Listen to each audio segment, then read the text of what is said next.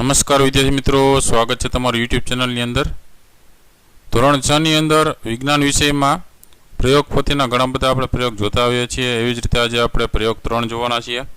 ધોરણ 6 ના બીજા પણ ઘણા બધા વિષયના વિડીયોઝ મુકાઈ ગયા છે, ન જોયો તો જોઈ લેજો।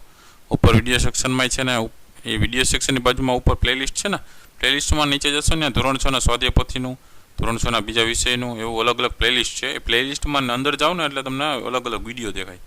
એમાં ઘણા બધા વિડીયોઝ મુકાઈ ગયા છે, બરાબર। પ્લેલિસ્ટમાં ઉપર ચેનલની અંદર વિડીયો સેક્શન હોય, એની બાજુમાં પ્લેલિસ્ટ હોય, તો એમાં જઈને જોઈ લેજો। આવનારી પરીક્ષાની તૈયારી કરતા હોય એના માટે ઉપયોગી થશે। ઘણા બધા ધોરણ 6 ના વિડીયોઝ બીજા પણ છે। તો પ્રયોગ 3 ની શરૂઆત કરીએ। એમાં હેતુ આપ્યું છે દરિયાના પાણી એટલે કે સી વોટરમાંથી શુદ્ધ પાણી મેળવવાનું છે। એમાં સાધનો અને પદાર્થો કયા કયા જોશે જોઈએ। પહેલાં સાધનો: ગોળાકાર ચંબુ, શંકુ આકારનો ચંબુ, ઠારક નળી, ત્રિપાઈ, તારની જાળી, બન્સન બર્નર, સ્ટેન્ડ અને બૂચ।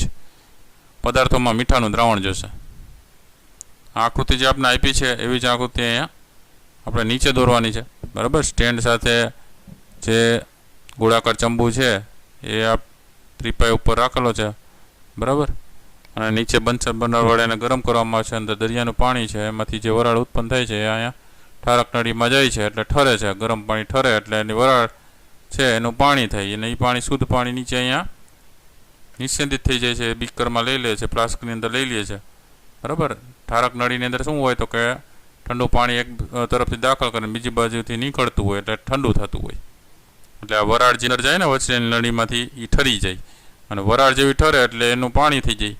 અને એ પાણી કેવું હોય તો કે શુદ્ધ પાણી હોય, બાકીનો મીઠાનો ભાગ આમાં જ રહીએ, એથી વરાળ જે થાય એ નિસ્યંદિત પાણી કહેવાય, શુદ્ધ પાણી।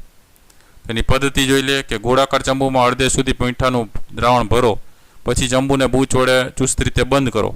ત્રિપાઈ ઉપર તારની જાળી ગોઠવી તેના પર મીઠાનું દ્રાવણ ભરેલો ચંબુ ગોઠવો। ચંબુ સાથે ઠારક નળી જોડી આકૃતિમાં દર્શાવ્યા મુજબ સાધનો ગોઠવો। હવે કાચના ચંબુને બન્સન બર્નર વડે ધીમા તાપે ગરમ કરો। ઠારક નળીના બહારના ભાગમાં ઠંડા પાણીનો પ્રવાહ ચાલુ કરો। ચંબુમાંનું પાણી ઉકળી તેની વરાળ બનશે, જે ઠારક નળીમાંથી પસાર થતાં ઠંડી પડી ઘનીભવન પામી પાણીમાં રૂપાંતર પામશે। આ પાણી ઠારક નળીના છેડે મૂકેલ શંકુ આકારના ચંબુ ફ્લાસ્કમાં એકઠું થશે। આ પાણીનો સ્વાદ ચાખો। ગોળાકાર ચંબુમાં બધું પાણી ઉડી જતાં તેમાં શું બાકી રહે છે તે જુઓ। અવલોકન કરતાં જણાય છે કે કાચના ગોળાકાર ચંબુમાં સફેદ રંગનો પદાર્થ બાકી રહે છે, તે મીઠું છે। શંકુ આકારના ચંબુમાં એકઠું થયેલ પાણી સ્વાદ વગરનું તદ્દન શુદ્ધ પાણી છે।